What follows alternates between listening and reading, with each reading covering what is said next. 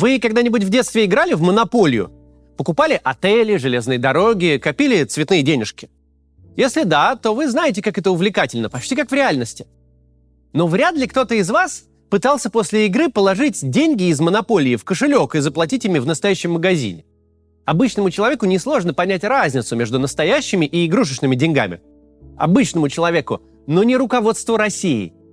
Сегодня поговорим о том, как связаны индийские рупии, падение курса рубля и бесплатная российская нефть.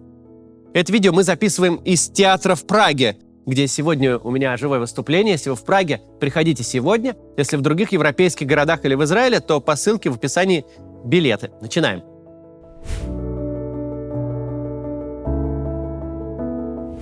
Нужно понимать, что у российской власти совершенно особое отношение к экономике. С одной стороны, правительство старается не делать совсем уж грубых ошибок. Например, долго пыталось не рулить ценами, не вводить плановую экономику, а руководство экономическим сектором доверяют компетентным специалистам. Люди во власти могут творить полную хрень в любых сферах, но они прекрасно помнят, на чем поскользнулся Советский Союз, и потому в экономическую систему лишний раз стараются не лезть. С другой стороны, президент России и его окружение уже много лет демонстрируют, что они не способны разобраться в хоть сколь-нибудь сложной системе. Им очень хочется исправить проблемы в экономике привычным способом, в ручном режиме, взмахом топора. Остановить инфляцию, запретив повышение цен, поднять курс рубля, закрутив ставку и обобрав экспортеров. В итоге получается нехитрый такой баланс. Кучка темных стариков знают, что сделают фигню, поэтому просят других людей отвечать за экономическую систему, а сами изо всех сил стараются не лезть. Иногда безуспешно, ведь руки очень у них чешутся. Особенно они чешутся, когда речь заходит о долларе. Доллар, этот наглый, буквально везде. Покупать приходится за доллар, продавать за доллар. Как будто без доллара нельзя. И президент на нем нарисован слишком самодовольный. Будто знает, что он мировая валюта. А чего бы, собственно, и не в рублях платить? Или, скажем, в юанях? Тогда все будет понятно и хорошо. Отвяжемся уже от доллара, придумаем свою систему оценивания и заживем. Простой такой метод, против которого осторожно высказывался Центробанк. Но кто его слушал? Точно уж не Путин.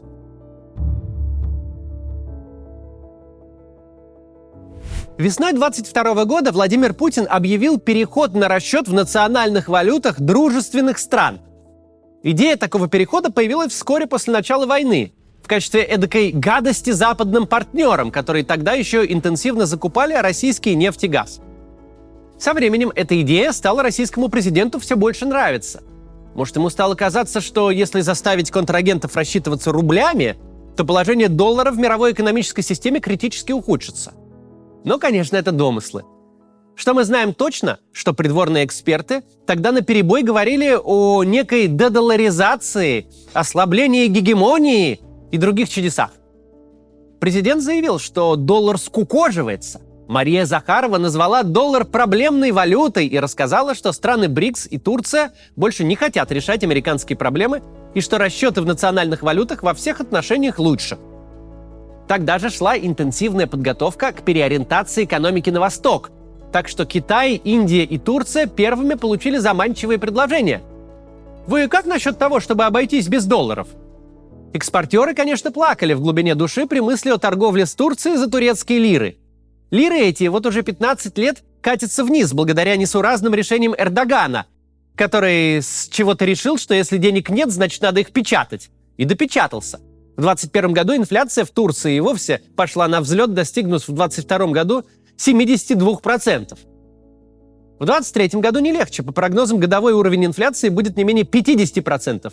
Ну и кому охота заключать долгосрочные контракты на условиях, при которых с каждым годом выплачиваемая сумма будет уменьшаться вдвое? Все это предстояло расхлебывать экспортерам и чиновникам экономического блока. Они изо всех сил старались снизить ущерб от новых порядков и вносили предложения. Мол, давайте рассчитываться в национальных валютах, но цену привязывать к менее волатильному доллару.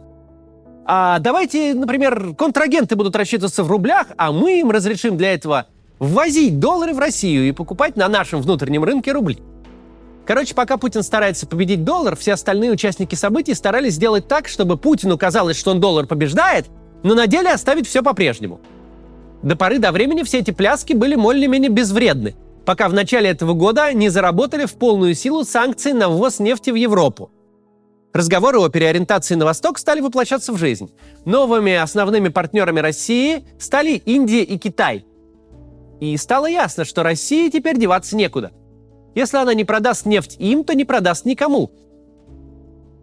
И вот тогда уважаемые индийские партнеры вежливо и спросили: «Ну так что ж там насчет расчетов-то в национальной валюте? Мы готовы платить вам рупиями!» Чтобы понять, какая это смешная шутка, нужно немного рассказать о рупиях. Что же такое рупии? Это на вроде игровой валюты. Они совершенно неконвертируемы, как цветные бумажки для настольной игры. В монополии они работают, а в реальном мире нет. Законодательство Индии запрещает вывоз валюты за пределы Индии.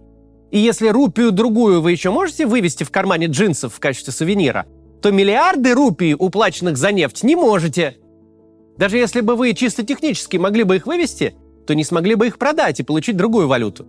Нигде, кроме Индии, это сделать нельзя.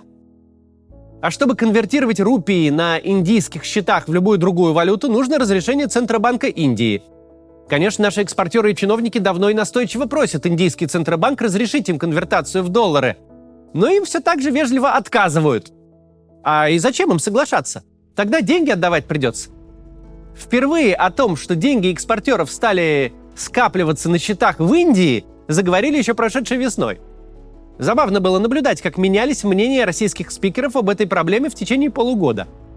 Поначалу были бодрые комментарии. Мол, Индия знает о сложившейся ситуации и делает все для ее разрешения, потому что отношения с Россией ей важны, ведь Индия заинтересована в наших поставках. Потом стало появляться растерянное: «Со временем, вероятно, будет найден выход». Видимо, к какому-то моменту российские экспортеры стали понимать, что это им важны отношения с Индией, что это они заинтересованы в поставках. Ведь России такие объемы энергоносителей девать некуда, никто их не купит, и продавать приходится на любых условиях, каких скажут. В итоге получилось так, что на счетах в Индии у России зависло свыше 30 миллиардов долларов. Это вообще-то больше 10% всего российского бюджета на этот год. И вместо вариантов вывода Индия предлагает купить на эти деньги что-нибудь индийское. Индийские товары, которые российским импортерам не так уж и нужны. Российский импорт из Индии за весь прошлый год составил только 2,8 миллиарда долларов. Сравните эту сумму с зависшей выручкой в 30 миллиардов. Что вообще можно импортировать в Россию из Индии? Лекарства и чай? Специи, перец и куркуму? Что там еще? Хну для рисования на ладонях? Нет, конечно, в Индии есть товары, которые России нужны. Но вот незадача, товары эти под санкциями, и Индия их в Россию не продает. В конце концов, российские экспортеры совсем приуныли. И в сентябре этого года, когда Сергей Лавров наконец договорился с нашими индийскими партнерами, не о конвертации застрявших игровых денег в деньги реальные, конечно, но о том, чтобы владельцам застрявших денег разрешили играть в полную версию индийской монополии с недвижимостью и железными дорогами, тогда индийские партнеры предложили российским инвесторам деньги инвестировать в экономику Индии. Теперь последние смогут покупать индийские активы, генерировать себе еще больше бесполезных индийских рупий, которые из страны вывести все так же нельзя. Отличный ход, Сергей Лавров. Недавно российским экспортерам удалось таки добиться от покупателей нефти частичной оплаты в юанях. Индийскому правительству это, понятное дело, не понравилось. Китай – конкурент и соперник Индии. Зачем им своей торговлей увеличивать ценность валюты Китая? Недовольство индийского правительства оказалось так велико, что вот уже целых 7 танкеров нефти, привезенные в Индию, остаются неоплаченными. Намек ясен. Жуйте рупии, дорогие российские партнеры. И все тут. Деваться некуда. Невозможно представить, чтобы эта история была возможна до войны, ведь у России не было таких огромных излишков нефти, чтобы продавать их в Индию. Это со всех сторон невыгодно, особенно по сравнению с торговлей с Европой. Выше затраты на транспортировку, сложнее расчеты, да и цены, по которым покупает Индия, гораздо ниже европейских. Неудивительно, что до войны наш экспорт в Индию был примерно в 4 раза ниже, чем сейчас. Российская власть говорит о переориентации на восток как о сознательном выборе России. Вот только эту переориентацию анонсировали как минимум с 2014 года, а реальные шаги были предприняты только после начала войны. Потому что ни один экспортер себе не враг. Никто не хотел торговать ресурсами дешевле и с более высокими издержками. Тем более за рупии. Это не выбор, это вынужденный шаг. У России нет опции придерживать нефть и не торговать. Возможности хранения ограничены, а уменьшить добычу – это сложная техническая задача. В скважине так просто насос не отключишь. Скважину придется консервировать. После этого затраты на расконсервацию скважины будут практически равны бурению новой. Вспомним 2020 год, когда из-за пандемии спрос на нефть упал. Даже тогда поставщики предпочитали продавать нефть за любую цену, но не останавливать добычу. Иногда это приводило к анекдотичным случаям, когда цена фьючерса на нефть в момент поставки была отрицательной. Буквально это значило, что инвесторы были готовы приплатить тому, у кого пустое хранилище, и кто готов эту нефть забрать. Россия пока не в положении таких инвесторов, но уже недалеко. И это прямое следствие войны, санкций и изоляции. Это никакой не выбор, это обстоятельства, которые тащат нашу страну по всем кочкам и канавам. Для того, чтобы у России в самом деле был выбор, нужно было всего лишь не начинать агрессивную войну. Да, российская власть говорит, что цели наложенных на Россию санкций не достигнуты, что Запад не смог помешать России вести торговлю энергоносителями. Так оно и есть, но следует иметь в виду, что целью санкций не была полная изоляция России от мирового рынка.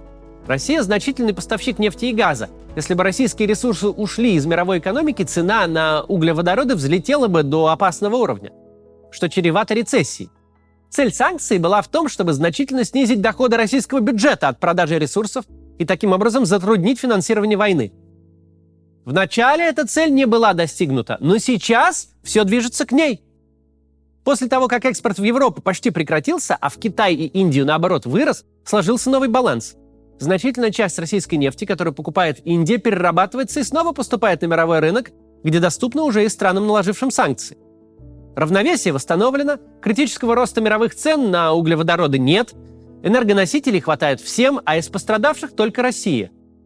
Все страны, которые хоть как-то согласны с Россией сотрудничать, не пытаются ее поддерживать, а просто пользуются слабостью позиции нашей страны и требуют себе скидок, рассрочек, да еще и возможность платить фантиками. Потому что как бы ни хорохорились российские власти, как бы ни хвалились тем, что Россию не удалось изолировать, все равно все видят, российская экономическая система истощается. Те же самые 30 миллиардов, застрявшие в Индии, аукнулись нашему валютному рынку и внесли свой вклад в падение курса рубля в августе этого года. И вместо того, чтобы помогать экономике России, деньги российских экспортеров работают на экономику Индии и создают дополнительный спрос на индийском рынке ценных бумаг.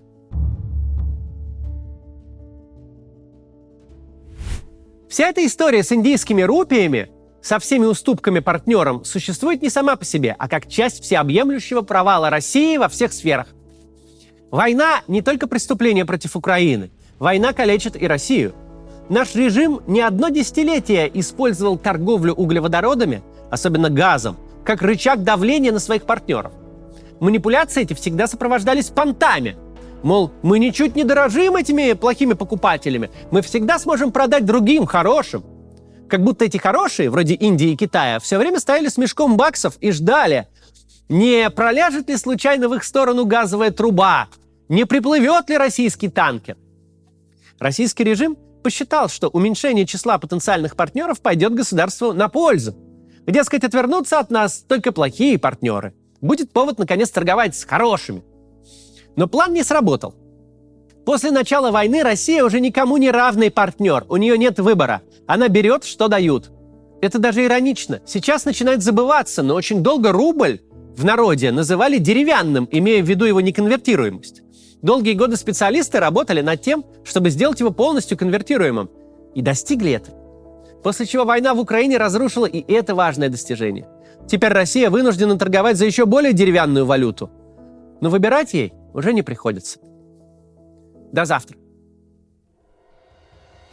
Приглашаем вас на живые выступления Максима Каца. Вы сможете увидеть закулисную жизнь канала и запись ежедневного ролика. А во время общения с залом сможете задать свой вопрос Максиму. Берлин, Прага, Лимассол, Амстердам, Вена, Тель-Авив, Цюрих, Париж, Рига и Милан. Билеты на сайте maximkatz.com.